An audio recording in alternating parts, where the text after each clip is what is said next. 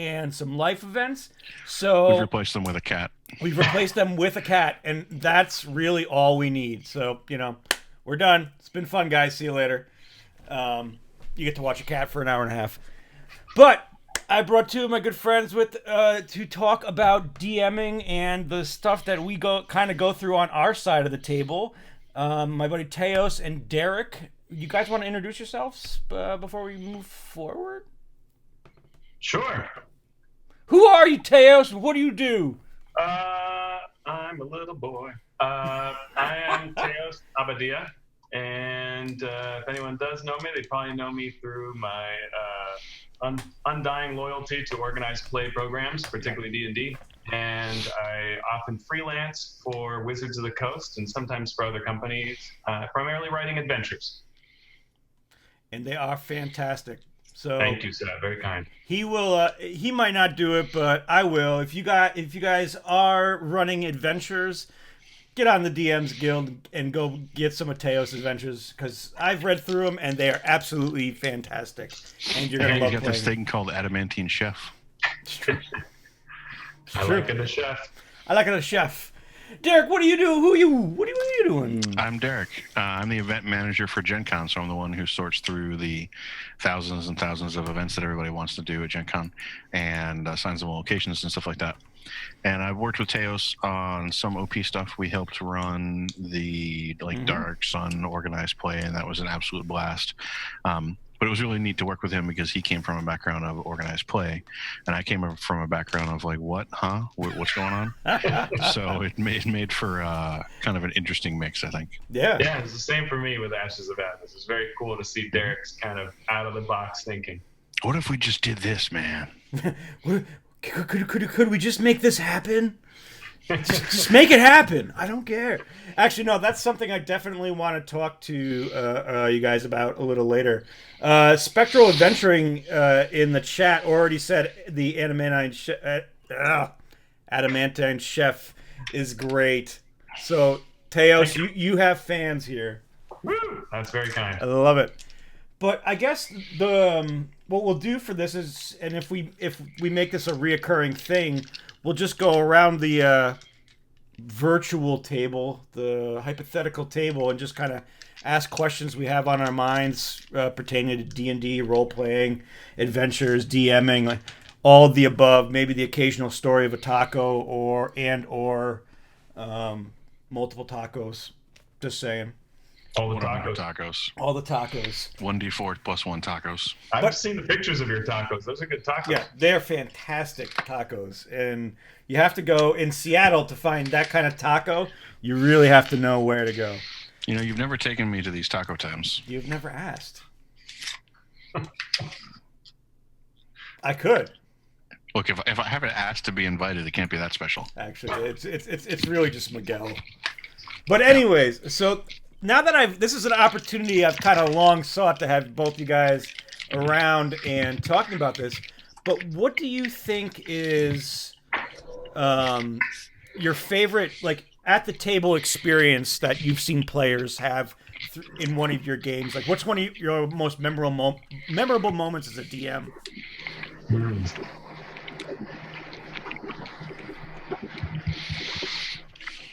All right, well, while he cogitates, I'm going to straight up say that I'm usually bad at that. Yep. But I'm going to go with probably one of the more recent memorable ones because I run D&D for kids on Wednesdays. So I always have some crazy story about ridiculous things they've done. Like all the things that I've had to come up with to explain why I didn't TPK them every single week. But one of the more amusing things that they did is I was running Prince of the Apocalypse, and there's this section where they're fighting a chimera on one side, and there's like brown pudding or brown ooze or something on the other side. Mm-hmm. It's the one that like eats heat basically and does a bunch of cold damage. So they split up, and half the party goes and triggers the chimera, and the other half party goes and triggers the pudding. And they're just like, "Oh God, this is terrible. We can't handle this."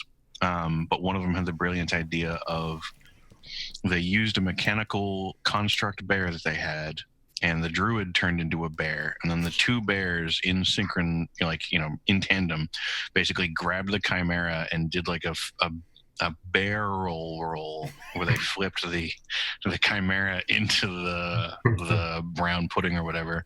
So the next time the chimera's like, "Screw you guys, I'm breathing fire," it went real well for it. That's awesome.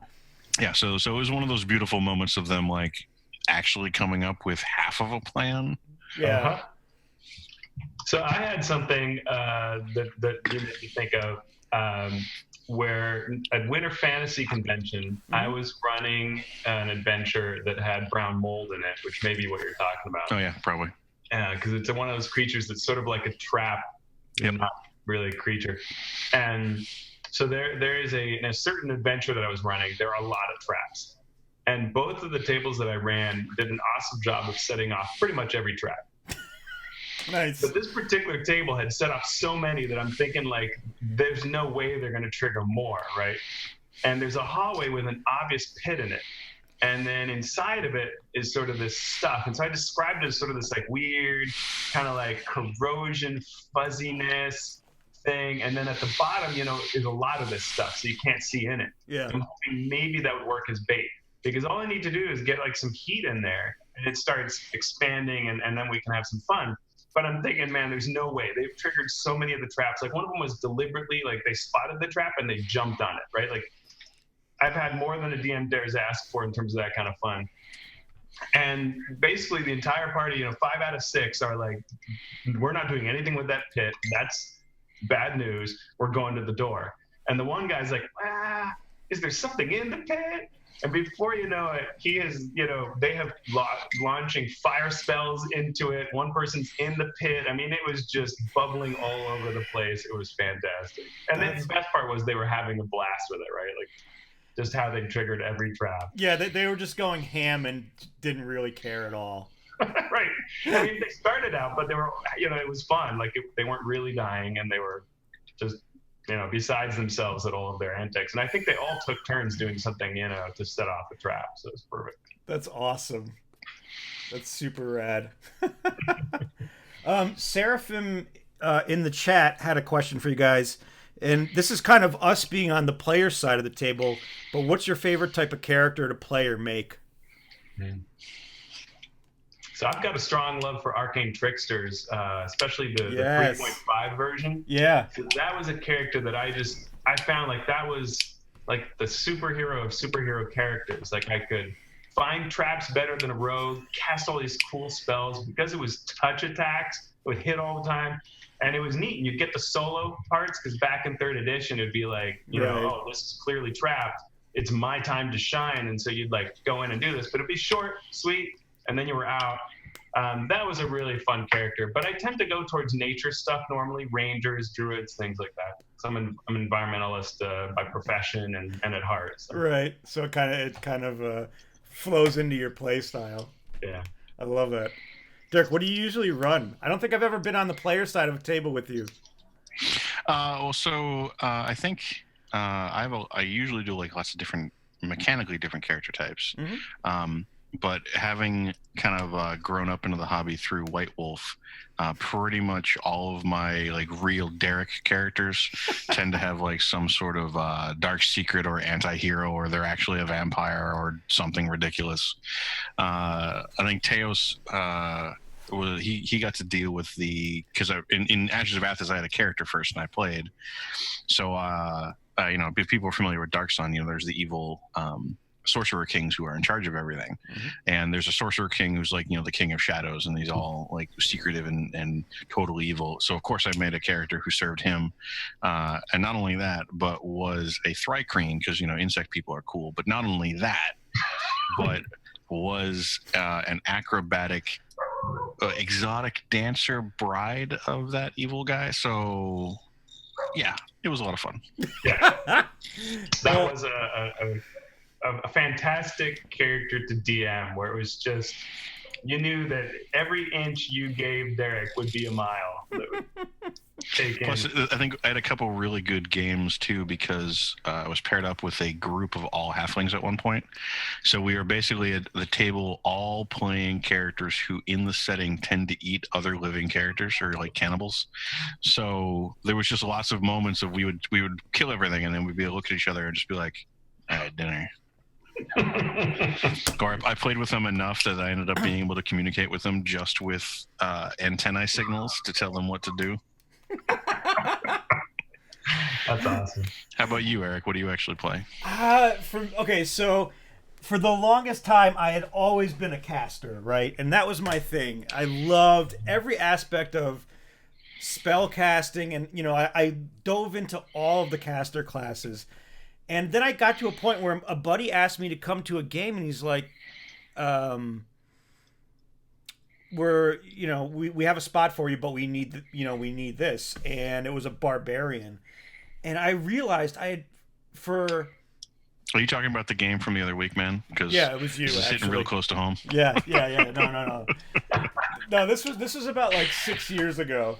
And this, I had realized after, I don't know, 15 years, almost 20 years of playing, I had never played a barbarian.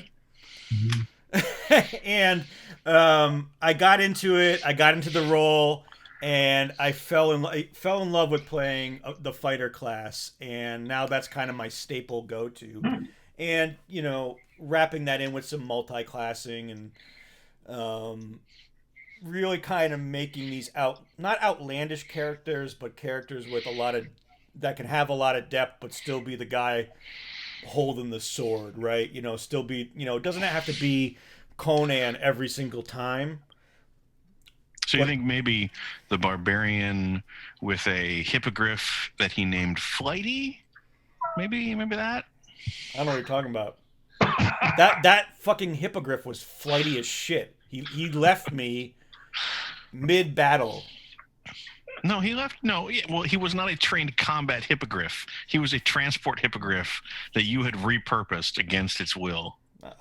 We had been together for a long time, and I still hold the fact that he's just became flighty after such a long time in the coop. You did name him Flighty, so maybe you brought it on yourself. And I named him Flighty after said thing dropped and flew off and left us all to get killed by a pack of hill giants. So, guys. Flighty.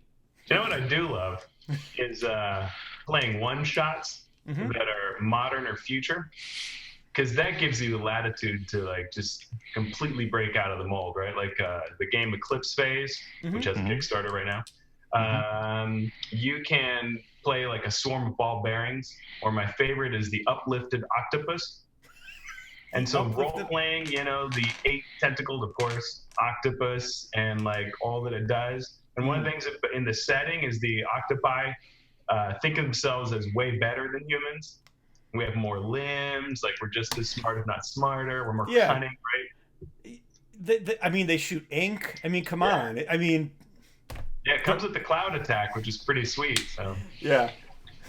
Yeah, Eclipse Phase has a lot of really cool stuff in it. I think the thing that really appeals to me with that setting is the backups and re-sleeving. So one of the core conceits is that it's the future where you can just back up your brain and all of your memories and entirely digitize that. And as we know from Napster, you can basically just copy as many times as you want the digital stuff. So it's one of those I need backup. I could just copy myself a bunch of times and get this report done. Or if you got some spare bodies, make a bunch of copies, download them into bodies. So I've always kind of wanted to run, I think one of the classic scenarios is the party wakes up from backup. So your primary bodies are all dead. Your last backups were 3 days ago or whatever. So you should probably go figure out who killed you before they do it again. And that's, a nice classic one. But I think I would also love to play You Are All Forks of the Same Mind. Maybe you knew, maybe you didn't. Mm-hmm. But maybe I guess it's not Orphan Black. It's no, it is Orphan Black. It's the Colon one. Something like that of just everybody's playing different splinters of the same character. One of the things that Eclipse Phase does that really rocks and empowers a DM right off the box to think big and get into that setting is that the adventures tend to have some really great deep sci-fi hooks. Kind of like what you're saying. There's one of the ones that I played at Gen Con one year where you start and you're all playing the exact same pre-gen, Right. and you wake up and you're all in a room and you're all like a couple of minutes difference in age, and that's illegal. Like, you're not allowed to have that many copies. So already you start off the bat with, some of you should actually all be dead because you're all like too many copies. Right. Too many clones on the dance floor. Yeah. And then like your little personal muse, your little kind of data assistant, holographic, whatever thing, plays you a video of what maybe is the real you committing a murder, and you're a wanted fugitive. So why are there all these copies? Why are we all here? Right. Why did the maybe real us go off somebody? What's going on? Begin adventure. Yeah. It's great. And you're even playing the same character, and yet it becomes really cool how players then differentiate. And right. That's super rad. Huh. Yeah. It's good stuff. Yeah. On that note, again, it's on Kickstarter right now. So go back it and play. And it's almost like they listened to what Derek and I probably would have put on the high-level bullets of what we would do with the second, because it's the second edition they're kickstarting. Right. And it's like, all right, streamline the skill list. And yeah, there's also there's a Fate version out for people who are up on that. I think for like the core game itself is pretty detailed, so people who want a crunchy system with lots of kind of hard skills and whatnot, that's what the base game is. But for people who just want a much more freeform thing, they do have a Fate version out, which I think is quite good. And I think things like tags and whatnot go a long way to helping you kind of express the freewheeling madness that kind of comes from a setting where you can digitize personality, edit memories, edit perception, swap in a new body anytime you want. Nanotechnology is rampant. Money may or may not exist depending on where you are in the solar system. Like, there's lots of funky things you can screw around with. Yeah, that's super interesting. I think that's an interesting question too. Is with so many new people coming into our hobby, do you think new gamers are looking for crunchy, or is it more of, do you think they're looking more for narrative stuff and less crunch, less 400-page source book and more 200-page source book or whatever, and less more of a narrative tale than anything else? When I run a lot of organized play tables, and at a lot of the conventions like PAX, and even at the Gen Con and the Origins, and you get tons of new players. And the new players all want it to be super simple. They're actually kind of nervous about it. And that even includes like casual players who played another edition, right? Which could be a really meaty, AD&D or something like that. And they come to play D&D and they want to try out the new edition, and they really actually want it to be as streamlined as possible. But they do want options, right? They want brain connect. I think one of the things that D&D is about is that it's not just a narrative game, right? There's some structure to it. And so I think a very efficient, streamlined, like we'd say elegant system, that's definitely something they want. But then you have long-time players, right? And that can be very different. I think that, I would probably agree overall. I think that crunch is a taste that you develop over time, right? And it's not something that's for everybody. I've also played with super hardcore gamers who want to jump into whatever the new RPG is, or they've been playing their whole lives or whatever, and they still can't remember the basic rules for whatever friggin' edition we're playing, right? Some people that's just not the part of the hobby that they're interested in. It's the same way where I know some people who will entertain themselves making new characters. And, I know other ones who are just like, oh, I have to make a new one here. This is Bob. He was the brother of Rob. He's got the exact same stats. It's people to gravitate different ways, but, on the whole, it kind of self-evident. You don't want a super crunchy game to be the kind of vehicle into the hobby. I think that's one of the reasons that 5th edition is so popular right now, is that it does manage to hit most of the high points of what D&D is supposed to feel like, without getting too complicated in most cases for most people at most times. Well, and another thing that 5th edition does really well is that even if a new player sits down at a table with a bunch of other people that are super hardcore, super good, it's unlikely that someone will tell them your character's built wrong. Mm-hmm. Because the one thing that is good about the kind of boundless accuracy that it's got in it is that it does have a lot of flexibility for, you know, the odds of the dice and things like that. And it's not like some of the, you know, second edition, even with skills and powers books, like it was just so the difference between one character, and I had that once where I jumped into a game and they were all using skills and powers and I didn't have it. Right. And so, you know, my damage is just normal, like you roll a die and add, like, I don't know, if you had a magic weapon, you'd add something. And they were adding like +10. And it was just so far, and I was like, oh, I'm at the wrong game. Right. I didn't come for gladiator style. Right. Yeah. Chat just mentioned, you know, like True Truscane. Just mentioned that, you know, like kind of comparing RPGs to WoW and saying, you know, if somebody wants WoW, they have WoW. But I just wanted to comment that I think that can be like a somewhat dangerous trap to fall into, kind of think that we have a game in a entirely different medium that should serve all people's needs and they should just go play that. Whereas I think it's important to remember, like, lots of people love WoW, obviously, or it wouldn't be popular. Whatever reason they love it for is not necessarily the reason that they're playing D&D or that they want to play D&D.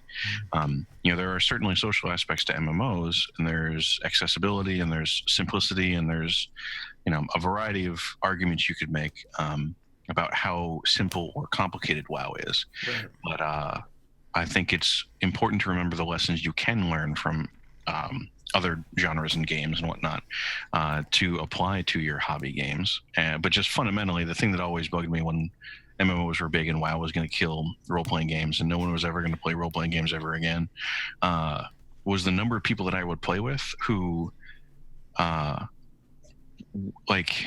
MMOs were just never going to give them the experience they wanted. Like, they were playing RPGs for something different. I did find that there were people who played RPGs and were always frustrated in our games. It was never exactly what they wanted. They were always unhappy with how the game went, and they went and played MMOs, and that ended up giving them more of what they wanted. But, you know, part of that is recognizing that it's a different experience. It's a different thing. Yeah, absolutely. This actually kind of goes along with something that Teos had just commented about, was, you know, at organized play or at conventions, what do you think, I mean, the barrier for entry is on a sense of, for both play on the player side and the DM side, more of not like, okay, it's the barrier of entry is buy the book and sit down, but more of on a social scale, on a anxiety level. I mean, people, I know for, you know, I think all of us have experienced that person that's wandering around the table and they really want to play, but they don't know how to, you know, they're either too anxious to ask or they're too nervous to ask. Yeah. How do you guys deal with that as a DM, or how do you, you know, what should we be doing to cultivate? Well, are you asking about how do you do that in general, or how does that apply to OP?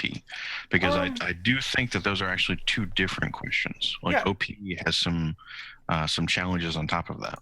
Well, let's say in general, and well, actually no, let's talk about OP, because I remember, especially because it's more prevalent in stores, right? Organized play is what you're going to be typically seeing at a game store. It's probably the easier way to play with strangers, certainly. Yeah. Right. I mean, that's a contribute. You know, I think that anxiety is a contributing factor for people to kind of get into the hobby a little. It could be a little daunting, a little bit nerve-wracking at first. So I think that, you know, players who come in and know sort of nothing, right?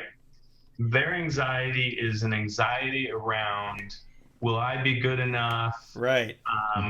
And maybe at some level it's, well, I like these people, but that's sort of a very innocent kind of, will I like these people?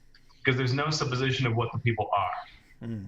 And so it really is kind of like, can I truly just come in not knowing anybody and be a part of this? And so with that, I have seen cases where a DM isn't welcoming, right? They're not unwelcoming, but it's just sort of like, you know, have a seat, whatever, and know kind of like, hey, my name's Sue, come have a seat. This is Tom, this is Rick, right? It's none of that. It's just very like, okay, last week we were, and it's cold, right? It's Right.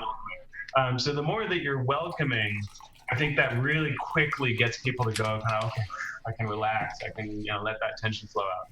But I think there's another level, which is when you know what can happen and you're afraid of what the DM could be because you've either heard stories or experienced. Right. You're afraid of what the players might be. Are they all munchkins, or are they crazy theater nerds, or is it not my style? Am I going to be told I'm doing it wrong? Am I doing it wrong by their standards?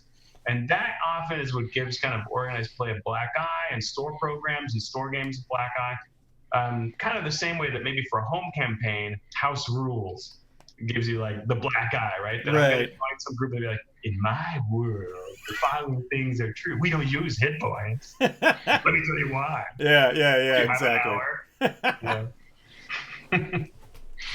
Yeah, I think there's definitely a lot of that. I think most of the anxiety that I've seen with people who are trying to get into a game is almost entirely around, am I doing the game right? Again, somebody in chat, I think Truscane, eventually I'll figure out what that name is. But like he mentioned, a lot of it is, or they mentioned a lot of it is, trying to figure out, am I going to do this properly? Am I going to ruin the game by my presence because I'm dumb and I'm going to kick everything over and all the dice aren't going to work anymore or whatever the hell else? Right. And that is just a natural thing that a lot of people have anxiety with, even when playing with their friends. Right.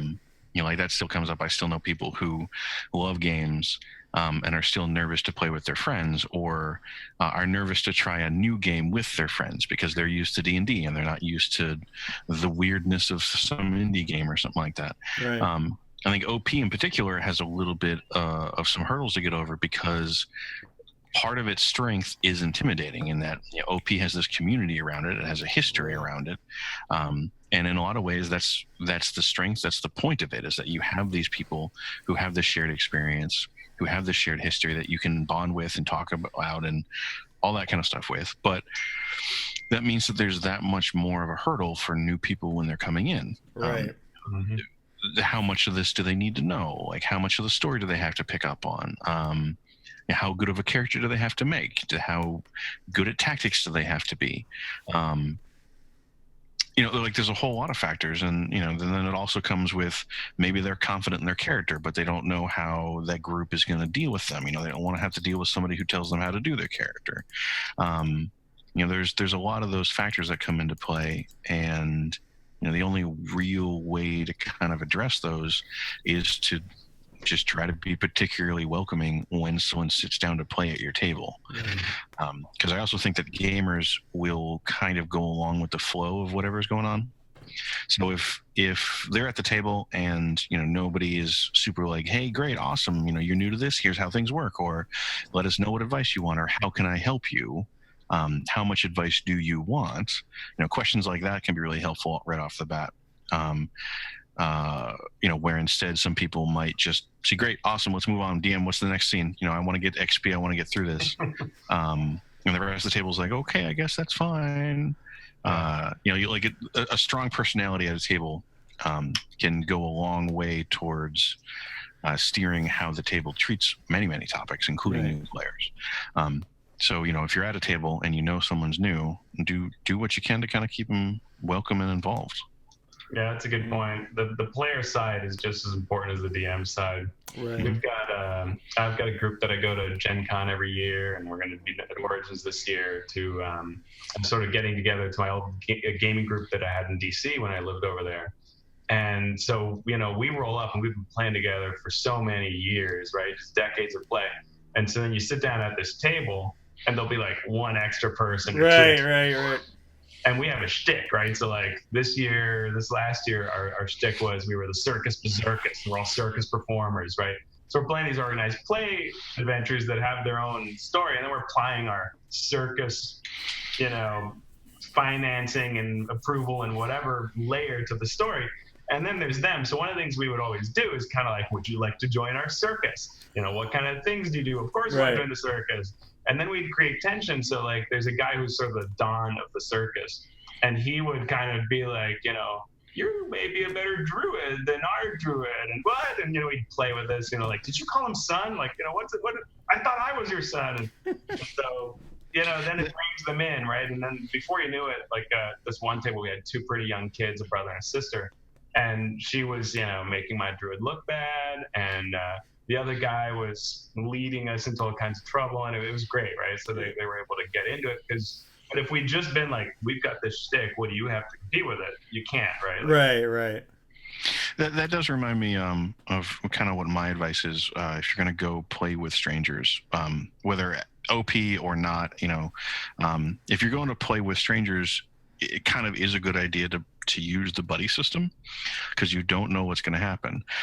So my advice is if you can bring a buddy along, then at the very least you have one other person that you can role play with, and you'd be surprised. Again, the table's going to kind of go along with what you do. So if you bring a buddy and you start role playing, chances are the table may kind of pick up on that and kind of continue from there.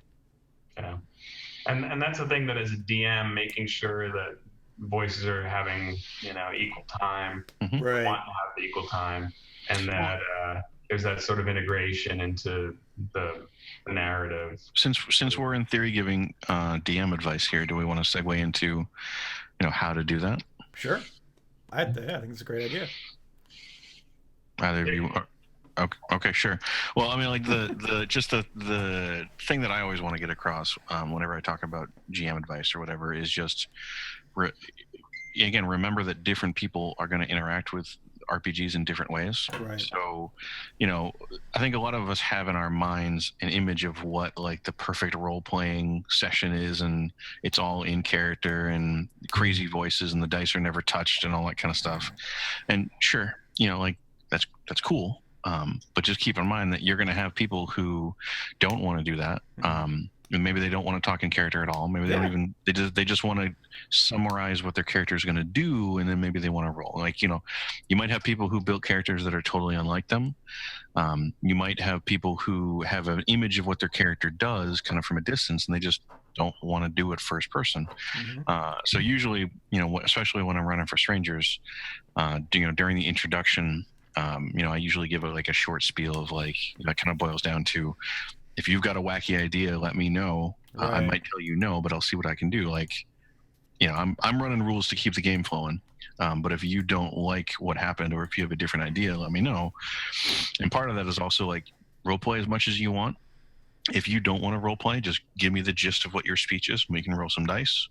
However the whole point of there is for people to have fun, Right. And not to require everybody to go to a cheap improv theater class. Right.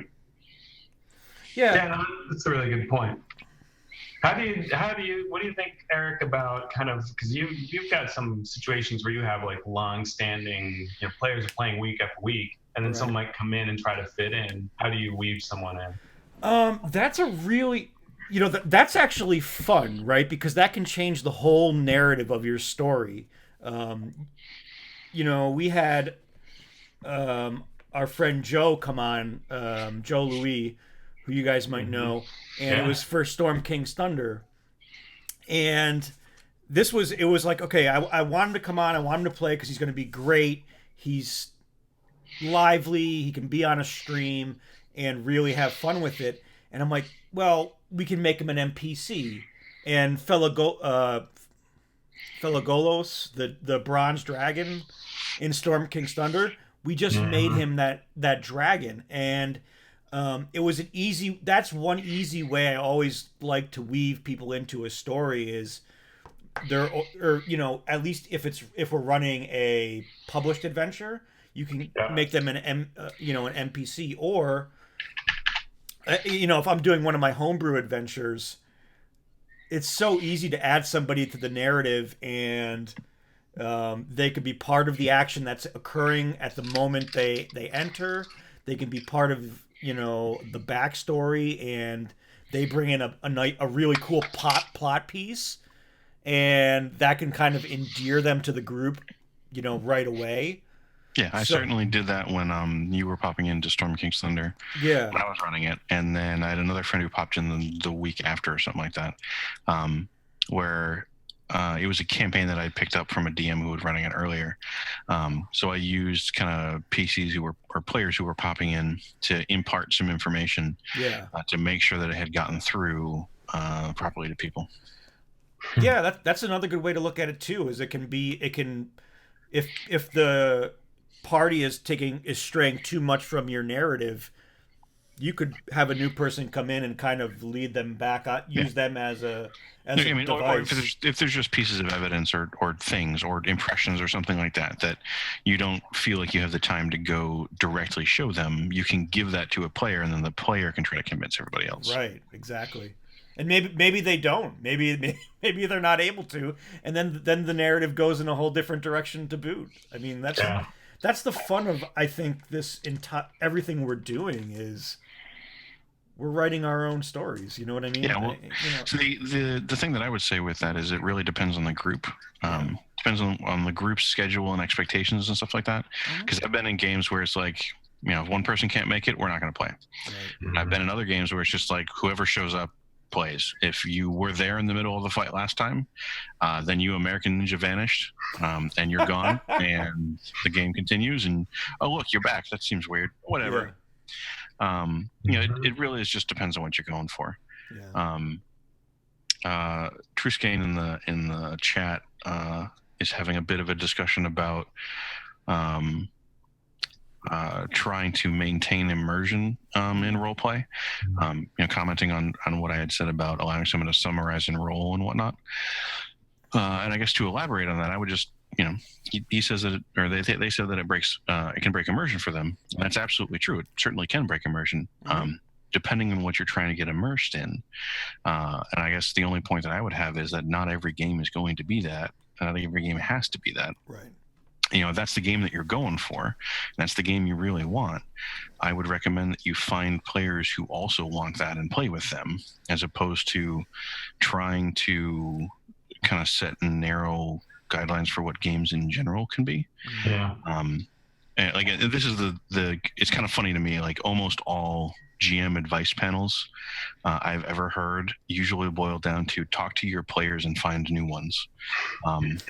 Because like you end up like there's that core group of like you just need to talk to someone to tell them to stop being a jerk, or like there's certainly a lot of skill in figuring out, okay, how do I remember who has gotten the spotlight? How do I shift the spotlight around? How do I balance rules? How do we make people comfortable? Like all that kind of stuff are skills that you develop. Yeah. But a lot of it does just kind of boil down to this group of players wants one thing. This other group of players wants a different thing. You will both be happy if you just go do those things separately instead of trying to find a compromise that's going to leave everybody unhappy. Yeah, I think if it's a big divide, right? I mean, if you really want, like, it's always in character, right? That's a very different game than a lot of people want to play. And then there's no right or wrong to it. But if you've got people who want to really, I'm never going to speak in character, and I want to pause and talk about this awesome, power that my character has, and this choice that I made, and mechanics.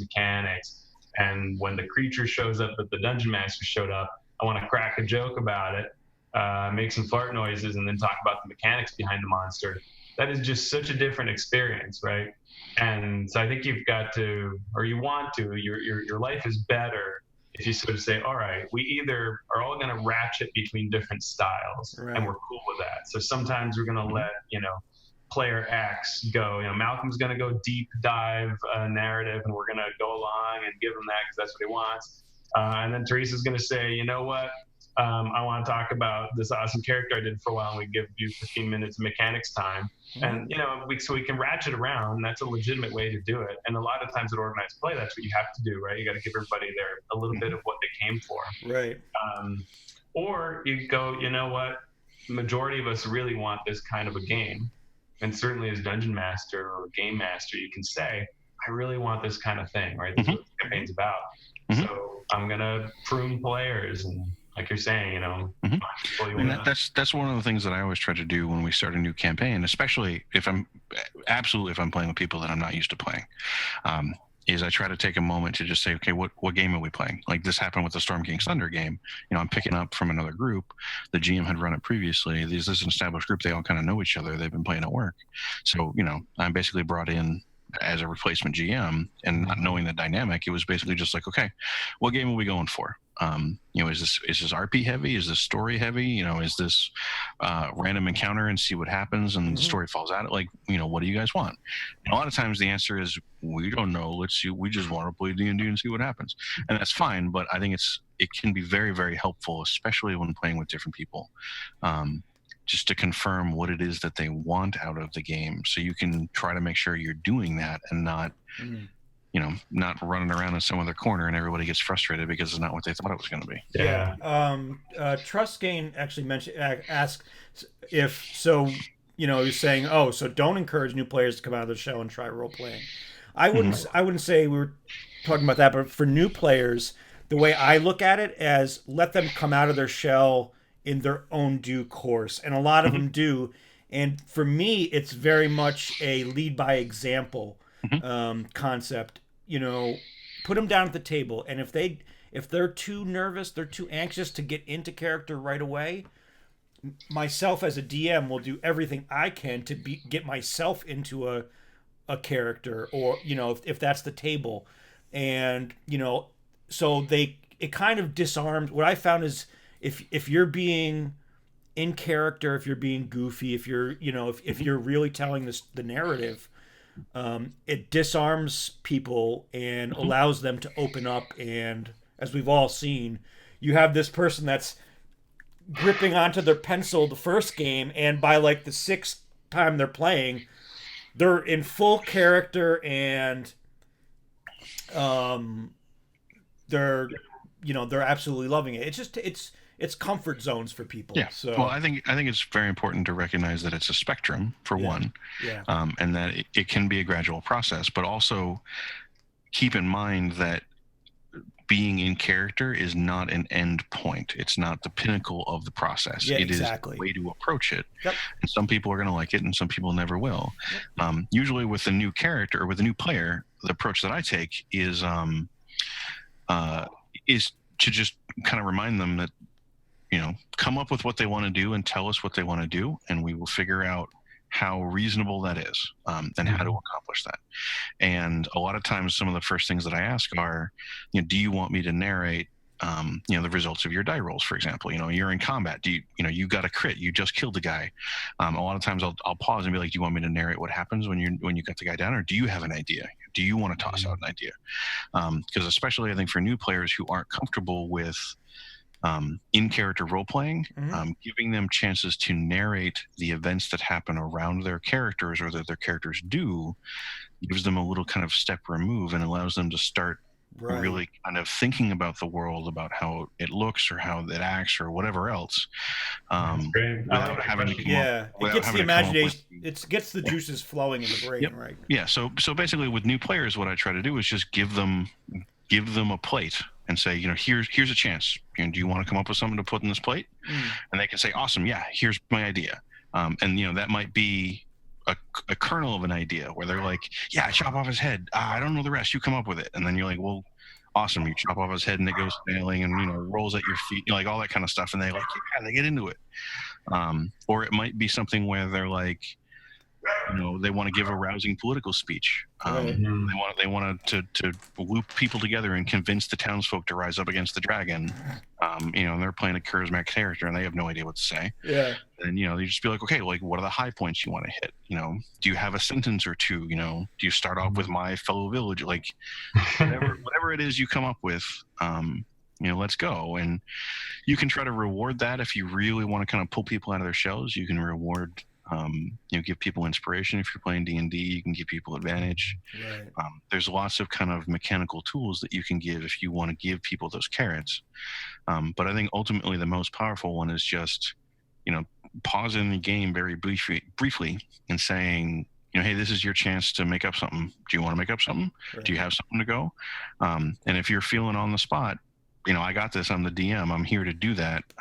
If you're not prepped to go, but if you do have an idea, totally toss it out and we are here for it. Yeah, And definitely. you know, when you're talking about things like diplomatic speeches,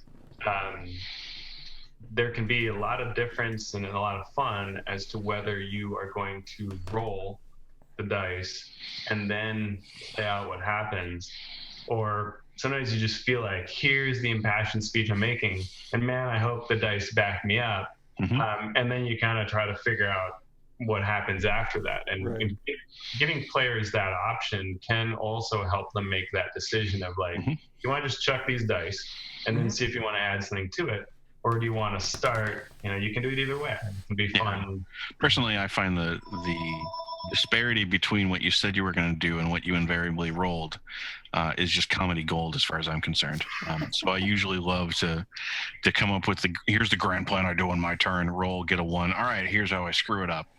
I find that really funny. But yeah, and that's why when I was with your husband last night, I said to them these exact words. I mean, what?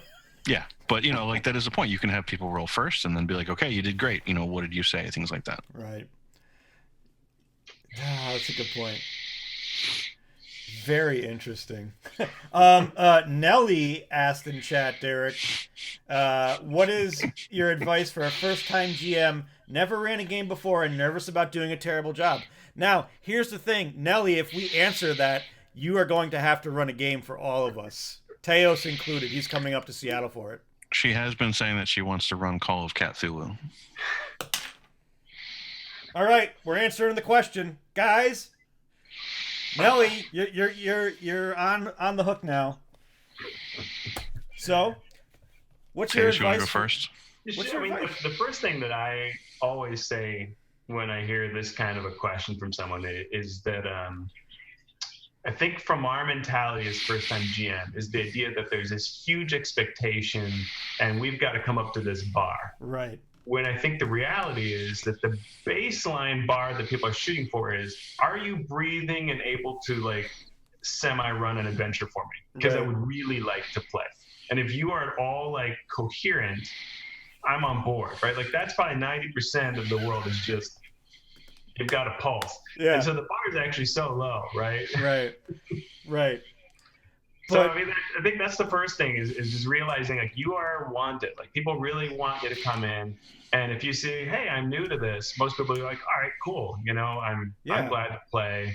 I think people, and especially if you admit that you're new to it, I think people are more encouraging and maybe a little more forgiving. But they're just very much, oh my God, we're gonna support you trying out this new part of the hobby, right? Like it's a huge step to go from player to DM or not a huge step, but kind of like Nelly asking this question, like we're all nervous to take that first step in being a DM. I think for some people it's nothing. Like I ran the very first Encounters season ever. There were 2 guys at my table. They were just super excited, having a blast. And they were just so into everything that at the end of it, I was like, do you guys want to DM for our store? Yeah. And they're like, oh my God, yeah, right? So some people are just like, oh yeah, sign me up. And other people are going to say, ooh, this is such an interesting thing. I've been on this side of the table forever, but, you know, am I up to it? And so I would say, you know, just like take it easy, kind of think it through. Find the adventure you want to run and the format you want to run. There are some really short published adventures out there, right? Like Adventures League has 30-minute stuff for D&D, and there are all kinds of short scenarios you can find. Write your own. Run just some friends through a combat, right? Just get whatever you want to do to kind of get that feeling of comfort. You know, go with that. You know, I had DM'd first edition and second edition for a really long time, and when third edition started up and I learned about organized play, I came in as a player, but I always loved DMing. And then I was like, okay, I want to run, but I felt intimidated because of third edition's spell system. Right. And when you ran a non-player character that was a spellcaster, there was this enormous stat block with all these spells, and so if you didn't know the spells, it was really rough. And so welcome to me trying to run 5th edition. Yeah, and that's fair too, right? Yeah. Spells are rough that way. And so I was pretty intimidated. And I think I played for a year before I DM'd. And again, I've DM'd for years before that, but it was just one of those things that I felt like I kind of had in my mind, like, can I do it justice to the people who are playing, since a lot of people are hardcore players. Well, but when I ran it, it was fine, right? And one thing I did do was I started playing more spellcasting characters. right. Because it forces you to learn all that stuff. Yeah, right. But that, for me, was my biggest, way back when, and I'm not going to say how many years ago, because it's kind of, I thought about it before we were getting on. I'm like, it's been a lot of years of DMing. But what I always was scared about, first off, was, and I can remember this from the first time I was playing or DMing, was I was more nervous about showing these people a good time than anything else. Because I always felt like, okay, 5 people got together to sit at a table to watch me talk, to tell this narrative. I'm like, oh my God, I owe them something really great. So that was actually going to be my first point, is that the first thing to remember is that the DM is not responsible for the enjoyment of the table. Right. Like, the DM, is certainly the captain of the ship. But if the crew revolts, can't blame the captain for hitting the dock. I mean, like, it's the whole, by sitting down at the table, everyone has kind of tacitly agreed that, we're going to play this RPG thing, and we're going to do what we need to do to kind of make it happen. So, if my character needs to kind of not exactly work in character to keep everyone to get, like, maybe I shouldn't shoot the elf that I'm racially hatred against elves, and maybe I should just banter with them for a little while instead. Like, there's some stuff that's kind of just like, everybody is in this together. It's a cooperative hobby. Yeah. The DM steers things, but is not solely responsible for everyone having fun. Right. So you can totally be new. Just sit down, play, be calm, like, read the rules, know what's going to happen. But you don't need to be an expert. You have a table full of 3 to 6 other people who are probably just as good or better at the game than you are, and they certainly know how their characters work better than you do. Right. So use them when rules questions come up.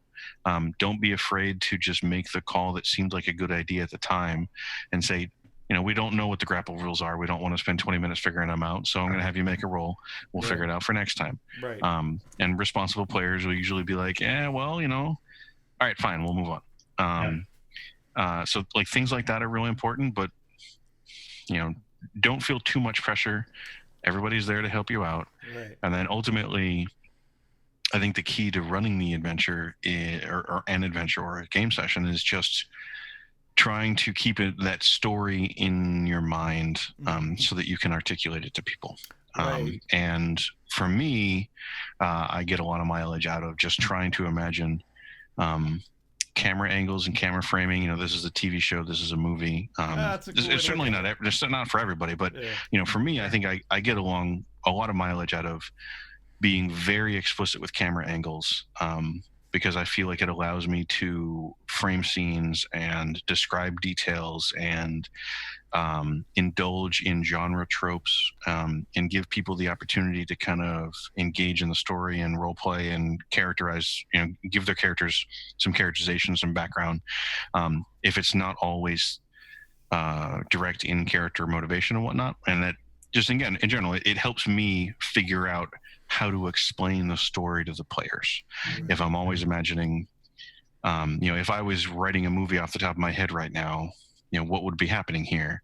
That's kind of the lens that I use to get some of that information across. And it's not going to work for everybody, but just mess around with it. No, I think that's really helpful, especially around thinking like a movie, because I do that too, is that you can cut scenes, right? Fade out. Yep.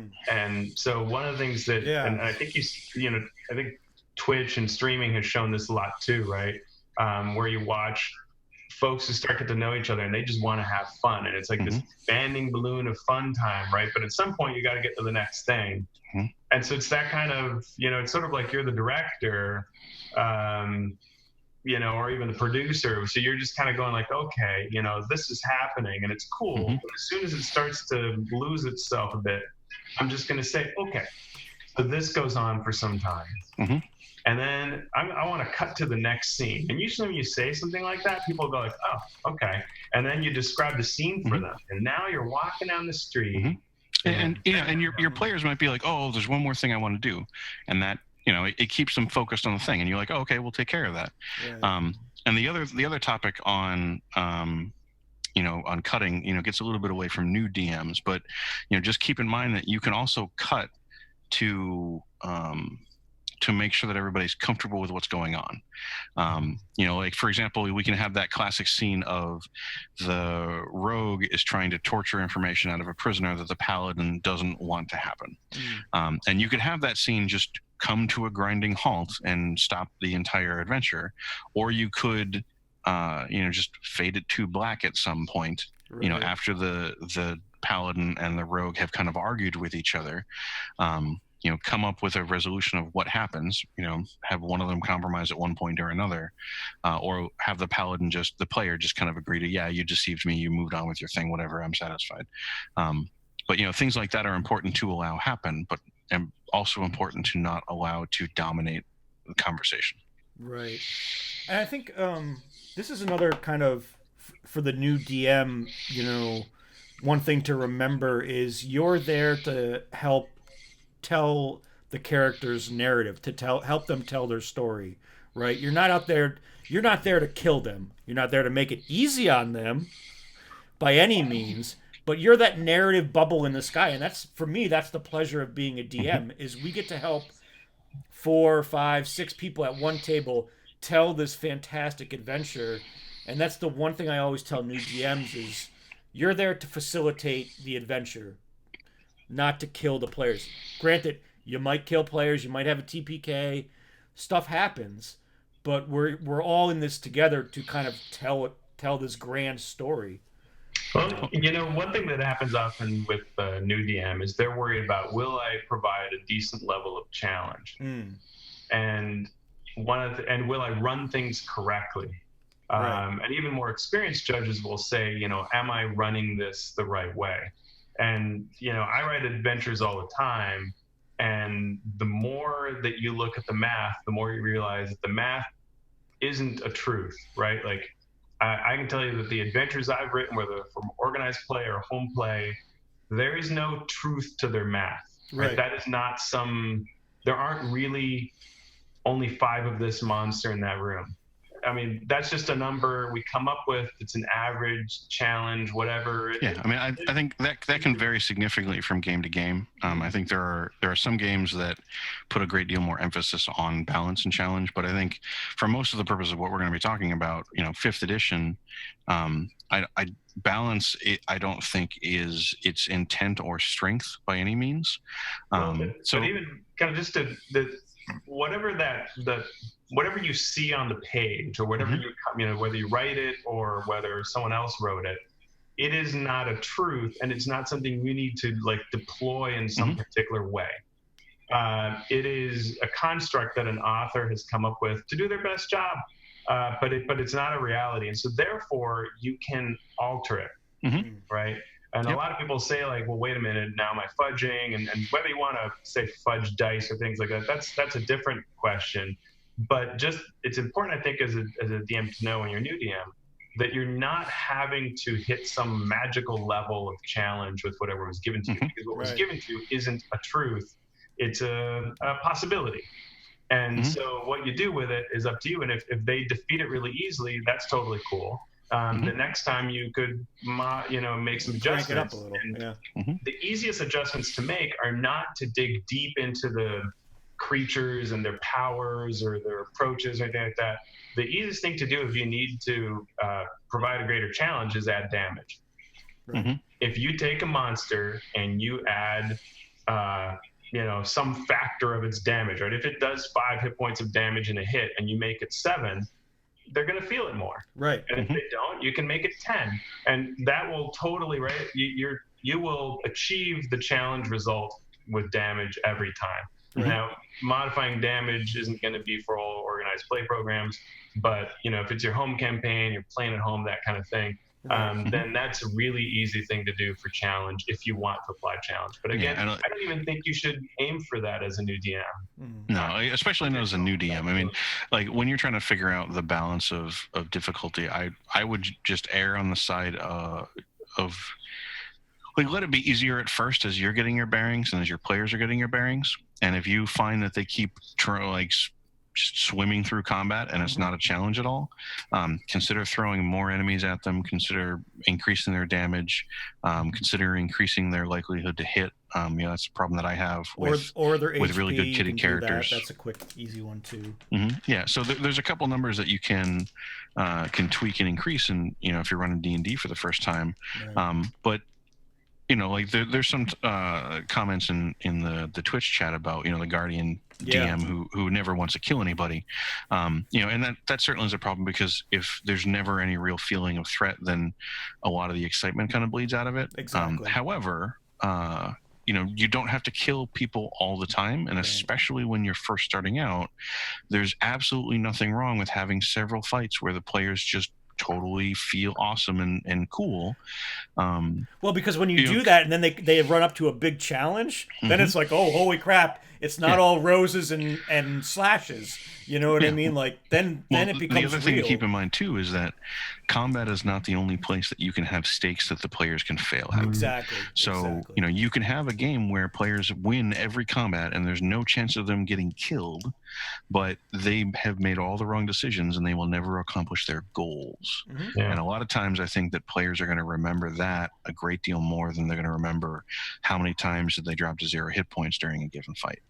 I mean, like a lot of this is harder, I think is advanced stuff that people are going to learn over the time, but just I guess what I would try to get across is don't worry about it too much. If things feel too easy to you and your players seem too easy, then sure, start increasing them, but don't worry about it too much. Again, like the point of D&D for most groups is not necessarily we beat the biggest challenge, in the hardest way. Like that's part of it, but it's part of it. Right. And that's something that you'll learn over time. But like a lot of the questions in chat were just like, what's concrete stuff? Where do I start learning things? And go get the starter box and run the starter box and see how you feel after that. It's a very straightforward and very simple kind of introduction to D&D. Grab that, run that. It gives you pretty much everything you need. And even, especially if you're new, maybe you just say, great, I only want you guys to play with what's in these books, not even the core book. Just play these pre-gens so that I feel like I have a better grasp of what's going on. And you might have players who are like, no, I want to go make this other thing. Like, that's fine. You'll do that next game. Like, that's the other thing that always seems weird when people first get into the hobby is you have to teach them how games work. And then you kind of have to teach them like, okay, we're doing a new game, new characters, new concept, new everything. Actually, Rick Davenport in the chat kind of commented on that, and he asked, what's the hardest part about getting started as a DM? And I think you kind of answered that. It's really just taking that first step into the world and getting behind the screen. Well, his comment too of he has all these ideas and he feels like he has trouble at that kind of first step. It's I don't want to be negative, but my first piece of advice would be take those ideas, put them in a box, and leave them on the shelf when you're starting out. Get a little comfortable before you start worrying too much about what those ideas are. And as you get more experience, I think you'll realize different ways that you can take those ideas and implement them. Right. If you have ideas about story, about setting, about NPCs, about plot lines, things like that, eventually you're going to kind of figure out how you can separate those and use them as you need them in individual games. Because the lesson that I learned real hard and personally with White Wolf was that you will not be satisfied if you enter your campaign with the image of, I have this artistic vision that I want to transmit to the players, and their lives will be changed by how epic this is. It will not work out, and it kind of like that's part of the. Basically, I think you're setting yourself up for failure if you are too focused on these are the ideas that I have for this game. And if you kind of go back to the idea that the DM is not responsible for the table, view it as more, these are the ideas that I'm bringing to the table that may be picked up and used by the group, or they may not be. So the more you can make your ideas modular, the easier it's going to work. And so if you come to the table with a couple ideas, and then your players come to the table with a couple ideas because they had character concepts, and then you all pick a couple of those ideas together, as a group, you're going to be way more satisfied than if you had shown up and said, all right, awesome, you guys are racing after the princess, and here's the full story. Sometimes that's great. Pre-gens can be awesome. Those can be wonderful one-shots. Mm-hmm. But, that kind of feels more intermediate advanced DM stuff, especially in the beginning. Grab something, play around with what you think is cool, keep in mind what the players think is cool, and play around with stuff and don't get attached to it. There was a neat podcast that I think it might have been Kenneth Haidt was on it, and he was being asked about running conspiracy games. And the idea, this is not for new DMs, but I think there's a parallel here, where he was being asked kind of like, how do you deal with conspiracies? And I think he talked about how movies and shows do this, where there are only so many unanswered questions and mysterious NPCs there should be before the players don't trust anybody and it starts falling apart. Right? If it's all double crosses and all mysteries and whatever, like at some point, whoever leaves the response to the X on the window, that needs to be resolved. Right. So that and now you go like, all right, I'm pretty sure this guy's on the good side. And now I can go to another mystery. So there's, as soon as you start seeing the players going, what? Then you've got to back off and solve some things. And not solve isn't a giant exposition, but just a real simple, tie a bow on it, right? And I think that's kind of the story when you're thinking about your narrative. If you're going to do like a home campaign, whatever the epic saga is, can't be ever presented to the players in one giant ball, right? It's got to be just, here's your start. If you're just doing the stereotypical, we're in a tavern, it's got to just be about that tavern. A few colorful things about the tavern, a few things about what the town is like, and a situation that's going to cause them to interact with each other so they have fun. And you cannot drop eons of plot on them because that's not how our brains work. And if we were the player, we would also go like, what are you doing? Right? Yeah. I mean, I think the point of you got to wrap stuff up, because I've had plenty of campaigns where it's like, all right, where even are we now? What plot lines, what quests have we actually resolved? But your mention of the tavern kind of pings my other pet peeve of D&D campaigns, of the whole, classic trope of, okay, you guys are on the tavern. This is the first time you've met each other. Yeah. I cannot say how bad of an idea that is for a starting campaign, especially a new campaign. So the trick that I use that I really encourage people to do is, if you can get everybody to make their characters together, great.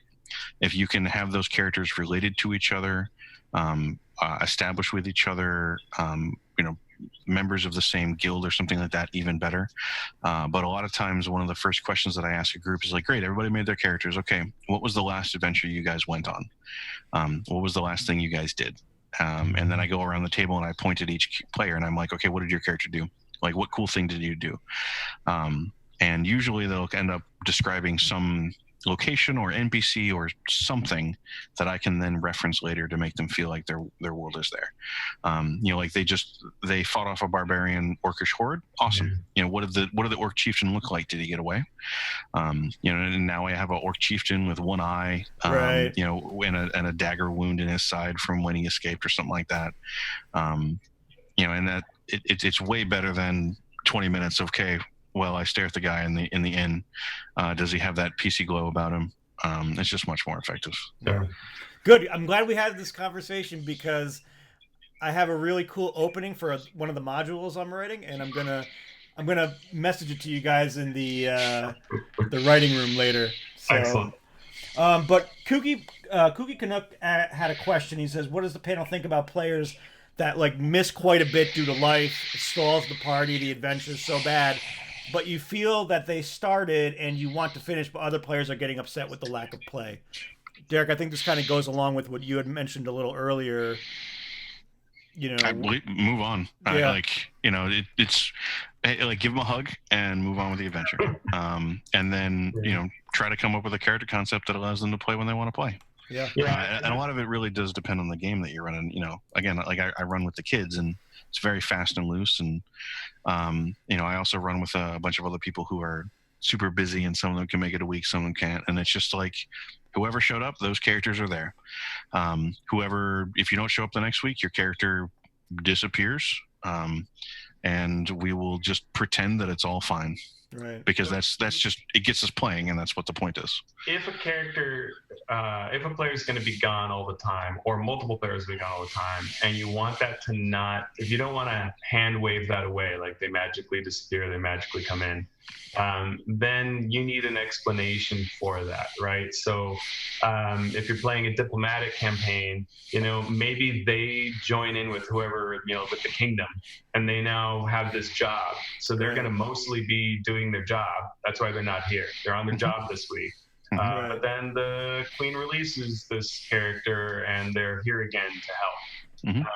Or you guys are more like, an A-team mission kind of thing. And so whoever's available this week, that's who's brought in on this mission. At any point, you could be called away, even from your current mission, to vanish. And so you all have these, special brooches that you wear, that if the brooch is activated, you get, sucked away into, you can just come up with something like that lets people swap in. So if this player, if I had this situation and I really did think that I wasn't going to say hug goodbye, then I would come up with some reason why they can just show up in the middle of the dungeon. Maybe they become the wizard's apprentice, right? Or they play monster. I mean, and I would really just, it's what the table wants.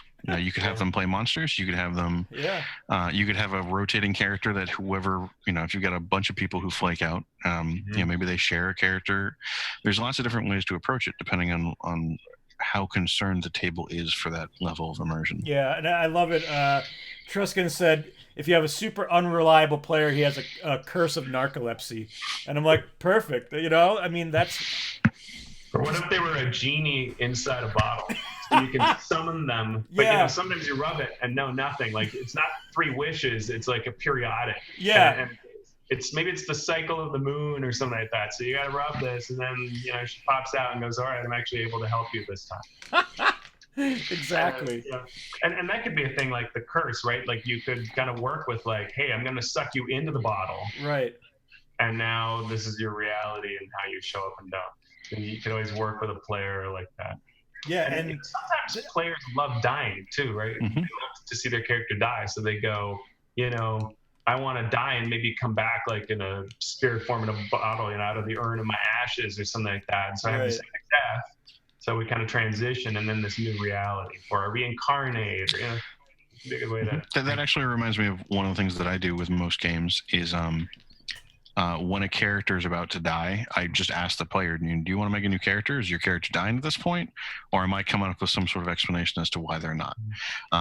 This kind of goes back to the Guardian Angel DM and how cruel you want to be.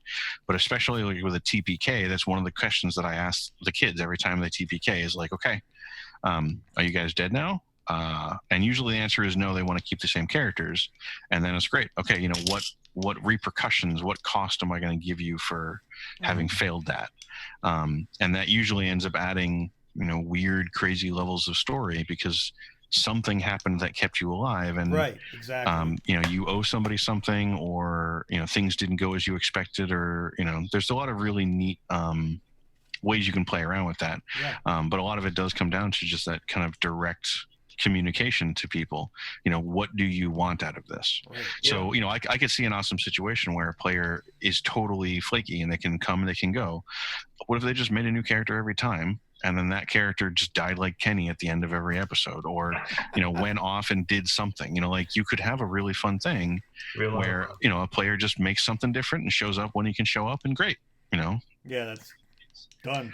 And the comment here about struggling with your first campaign, that's kind of the definition of a first campaign, right? And I started running when I was like, 12, and so there were a lot of things I did that were I look back and go, oh man, what was I thinking? Right. And I think that's just the reality of it. Now, in the modern era that we live in now, we have a lot more. You can watch Twitch streams, and you can watch, Right. Wizards guys running D&D and all kinds of stuff like that. Acquisitions Incorporated.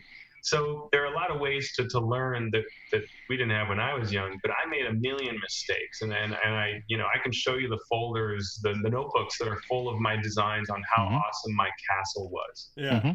I'm supposed to be the DM, but I had my character's castle, and I wanted players to go to it. Like, Yeah, you guys have no idea how many weird vampire religious tracks I wrote when I was writing I think we know the best vampire campaigns the world had ever seen. Yeah.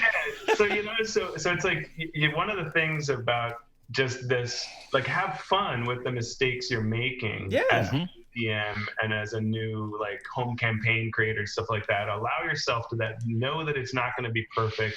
You're not going to write, Game of Thrones, the campaign. Hey, you never know. You could. You could. It could be a fluke. But it's okay if you don't. Yeah. It's okay if you don't the first 10 times or 20 times or ever. Yeah. That's not, don't make that your fun, right? Don't make it fun, flawless execution. Make the fun the interaction. And one of the things I think is funny about watching Chris Perkins when he DMs for Acquisitions Incorporated, if you guys are familiar with those streams, is that he does a lot of kind of sitting back and then coming in for a short burst and then sitting back again. Yep.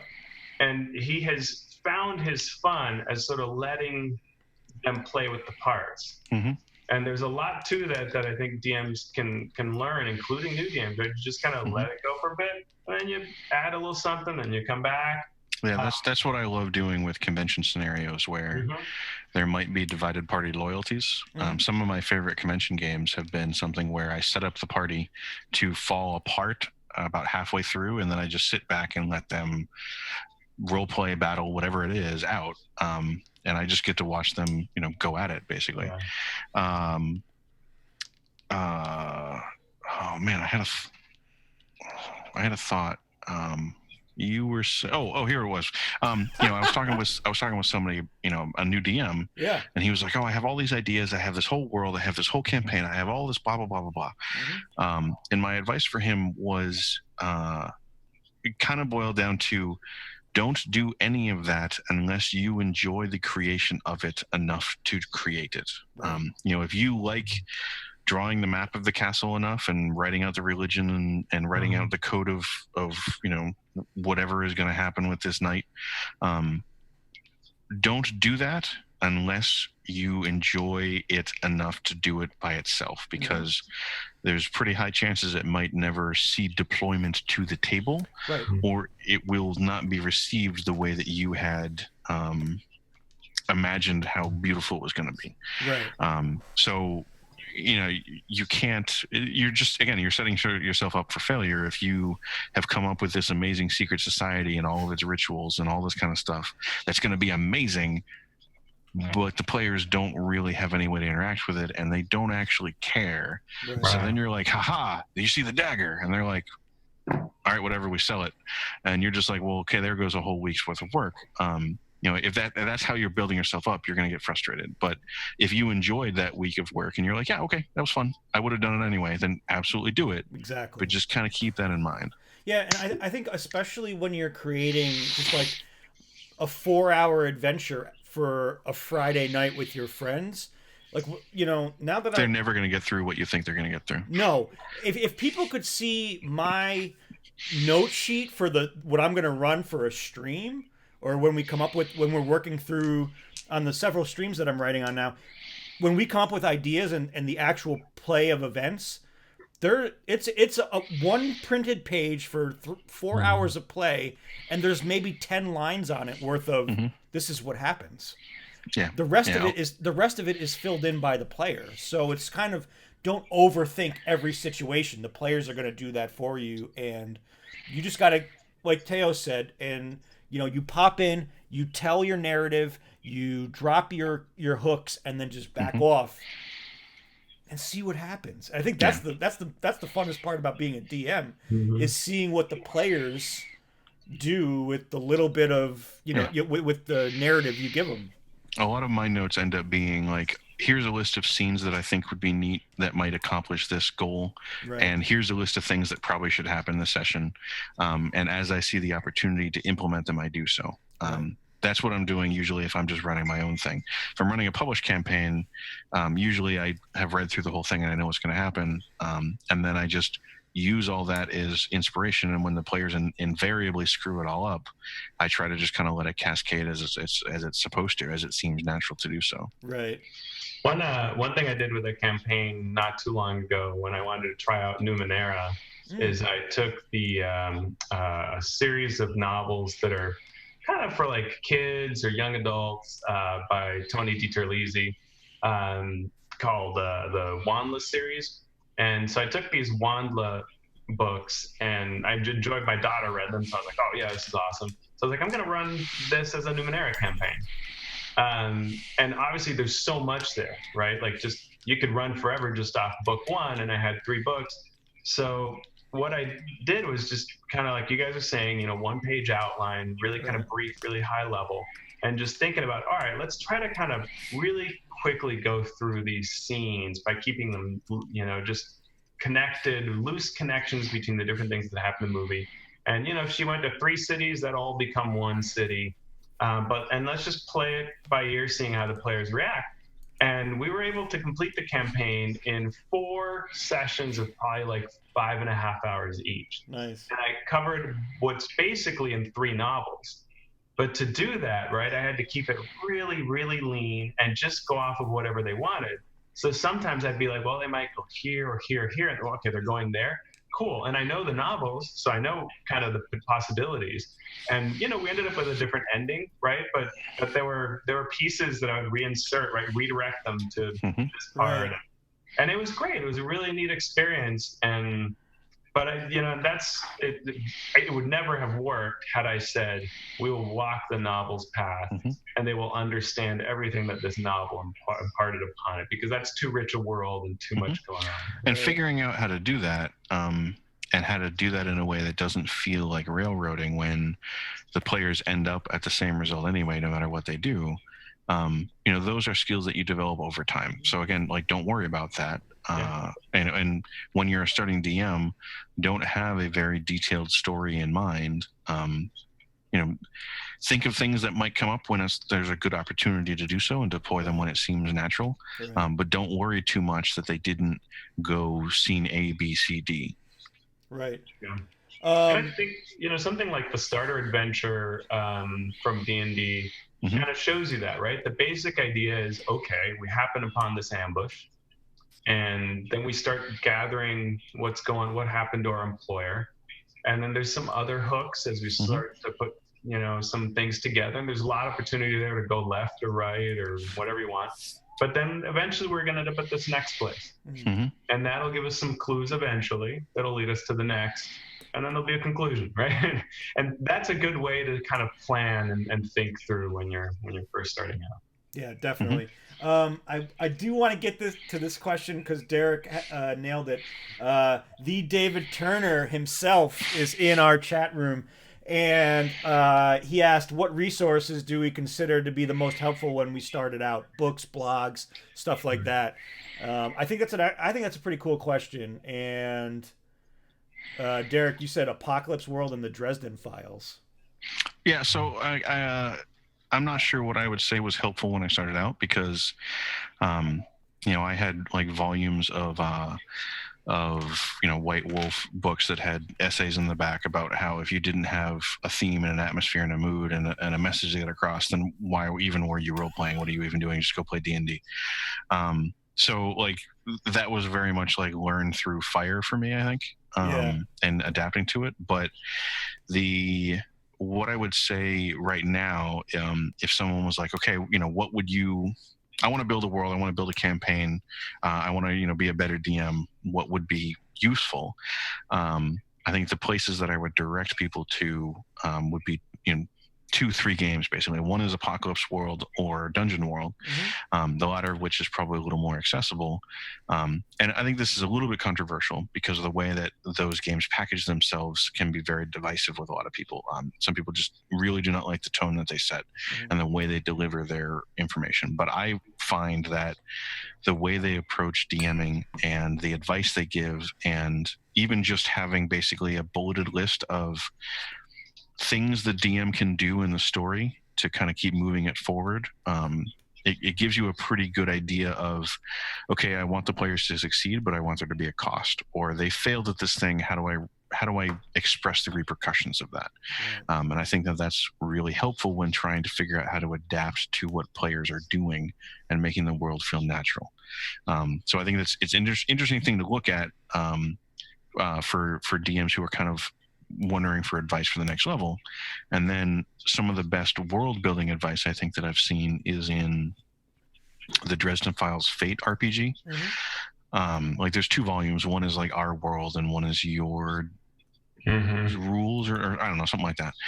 But the rule book one that doesn't talk about the actual Dresden Files IP setting has some really fantastic character creation and world creation stuff. And part of that is baked into Fate, where you make a character and then you hand your character to someone else, and they talk about, and kind of going back to what I mentioned with adventures, they talk about the last adventure they had with your character, and you kind of pass your character around so that everybody kind of comments as to what your history together is.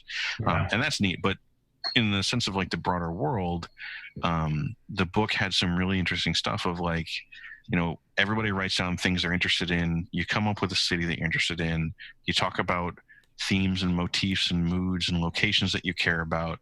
And then there's kind of a section where you pare that down to things that actually matter. So if you ended up with an NPC who's not linked to an idea or a threat or a location, then maybe you just let that NPC go, or to rethink it to tie it back to something. And I think that it's a really good way to come up with this world that the players in theory care about, but more importantly, you don't have all these loose ends that don't tie back and connect to other things. So it creates a little bit more of a holistic world. So those are 2 games that I think that do a pretty good job of kind of implementing some lessons that I think a lot of people have learned over the years with creating worlds and DMing and stuff like that. And I think they've also inspired a lot of other games to kind of spiral off from that. I'm sure there's a million podcasts that are fantastic and insightful that I have never listened to because I'm an idiot and don't spend a whole lot of time with podcasts. Wow. Oh, and then Sly Flourish, yeah. Go read his stuff. Yeah, it's good stuff. That is good stuff. Back his Kickstarter, right? I mean, this is the last day, I think like 10 hours left. Yeah. Something like that, yeah.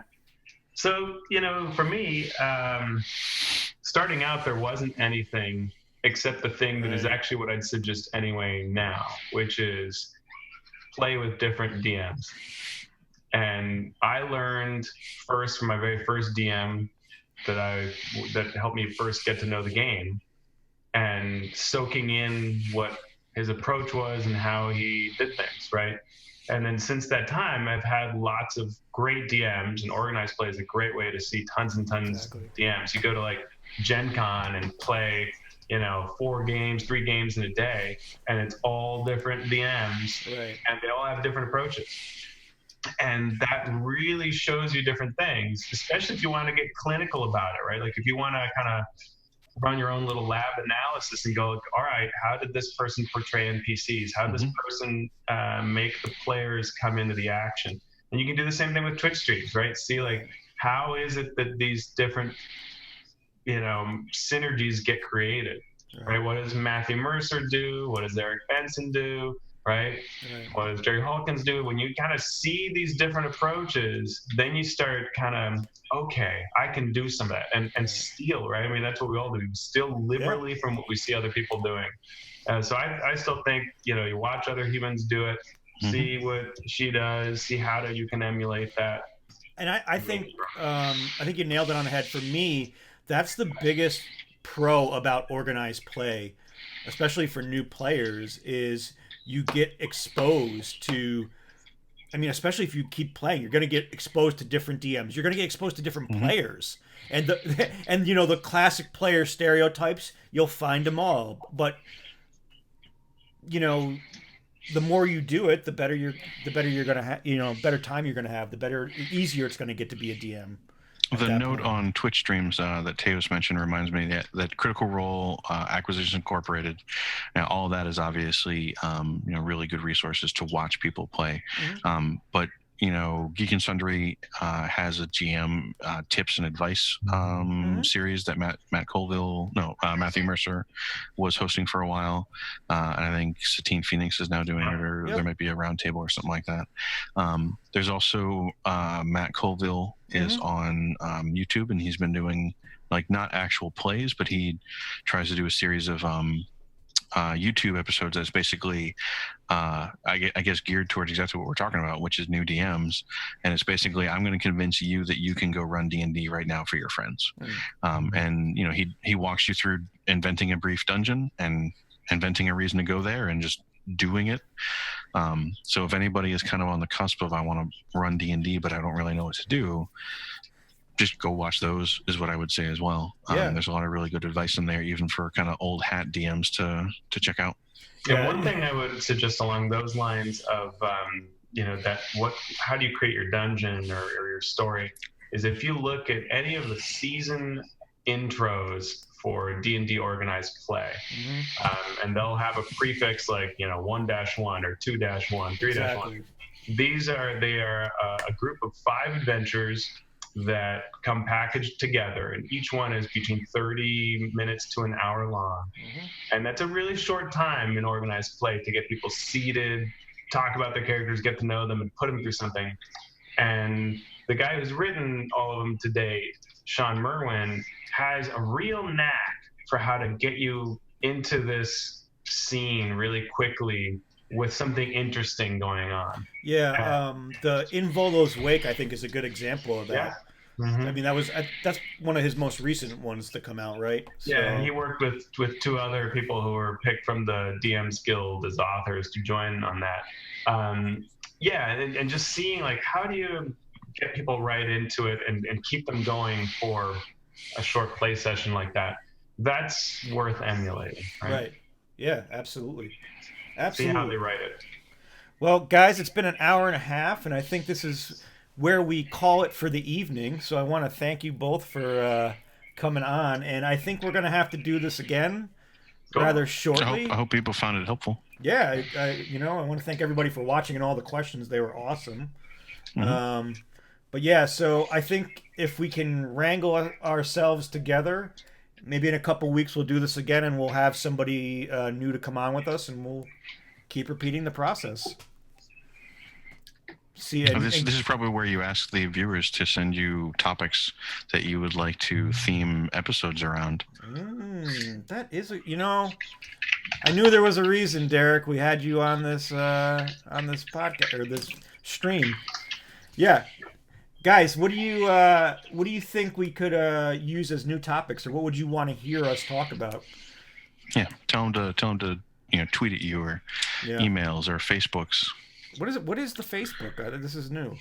Tell them to Snapchat you. No. I'm not on Facebook, so I don't know what they're talking about. Yeah. Get on the tweet source. All right, when guys. It gets big, I'll know. Yeah. Adventure prep. That's a good one. Adventure prep, world building. Yep. A lot of different world building. Actually, is kind of funny. It's been something I've been thinking about a lot lately. Thinking about world building from the bottom up and the top down, like 2 very different ways to approach building a world. Oh, that's super interesting. Nice. I've got a whole long rant prepared for that, so I'm sure. Sign me up for that one. I am totally sure. Wait until you hear my rant. Gnomes and halflings are just not fat dwarves, and we'll see how well that goes over. I'm excited about that. I would like to extend this stream a little further to hear that. No, I'm joking. We'll do it next time. Creative voices for NPCs. Creating voices. Okay, that's a good one. I'm bad at that one. I've heard some of your voices, and they're excellent. You've heard my Harshnag. Yeah. Which I think I ended up making Harshnag really laughing a lot, and then I read the description where he's cold and taciturn. I'm like, oh yeah, oh well. I made Harshnag speak like Arnold Schwarzenegger because there's a very specific scene where he's Arnold Schwarzenegger, and it's awesome. Okay. And get to the dragon. That's essentially it, and it's awesome. And I delivered the one line, and that was it. Sweet. But cool. So yeah, creating voices. That's a cool one because I think Rick, both, not even just for an NPC perspective. I think as a role-playing perspective, that's a good question because people think they have to come up not only RPing but also in this different little voice, make up a voice, and you don't have to have it. You can use your own voice, while playing. So I think that's a really good topic. Rick Davenport had a good question too of what do you need to get to the table? The answer is paper and dice and pencils. You're done. You might not even need dice. They help. Yeah. They do. Or a randomizing utility. Yeah. One quick thing on voices is that if you're a parent, reading your kids is a great way to practice. That's a good point. Yeah, because then you learn to switch from one voice to the other, but try to keep it consistent. Yeah. 2 nights later, you got to do it again, right? Like now, chapter 3. Oh man, what voice was I using for this? Fairy creature. Yeah. Oh, David Turner himself. Guidelines for adjudication. How does a DM make a decision and adjudicate actions? That's a good one. The Truscan had another one above that too. Is having all three of us or multiple DMs run the same module and then compare notes on how it happened. Oh, cool. That actually might be a neat. We should do that. It might be a neat this long is like running experiment. Our book club, right? Yeah. Well, that might be a neat long running experiment of, maybe stream it or maybe don't, but have each of us run the adventure and then see in detail how it differed. That's a really, really cool idea, and I think we should explore that and figure out how to do it. Yeah, if I had a ton of equipment, that's what I've always wanted to do. Is 3 DMs running the same adventure, and 3 good DMs, right? 3 DMs who feel. So none of us. No. Right. No. Bro. No, that's actually. I think that's a really cool idea, and I think we should follow up on it. So we'll put that DM book club. That's great. Oh, that's a cool idea too. David put in. Each of us prep the same adventure and then show the different notes. Well, so here the thing there is that kind of goes back to maybe what I was saying before. I prep completely differently depending on what I'm running, who I'm running it for, what the constraints are. Like, again, I run pretty regularly. I'm running Princes of the Apocalypse and doing Storm King's Thunder, and for both of those, I do almost no prep other than reading and maybe taking a couple notes on monster stats, so I don't need to look them up. Right. And then I pretty much just wing everything else based on how. Oh Jesus! Based on what the players randomly did, but that's partly because those games to me are my weekly just it happens game. Yeah. It's very different than if I was running a convention game or something like that, or something that was a little higher pressure. Yeah, convention games, I want to make sure they get the experience, so it's a lot of work. Mm-hmm. That's true. Super cool. I didn't say we couldn't do it, David. I just said that it would be wildly variant depending on the circumstances. Yeah. Well, we'll figure it out. I think they're both good ideas. I mean, we could wrap it all into one cozy little bundle. Mm-hmm. But very cool. So thank you guys. You guys got anything you want to got anything coming up you guys want to talk about? Or? Gen Con. Everybody go to Gen Con. I think the things I want to share, I can't share. So. But you'll get to share them soon. Fun things are happening. Yeah. Awesome. Well, thanks for coming on. Thanks for watching, everyone. And we will see you on the next time we do this. So, awesome. Talk to you soon, Thanks everyone. for having me. Bye, friends.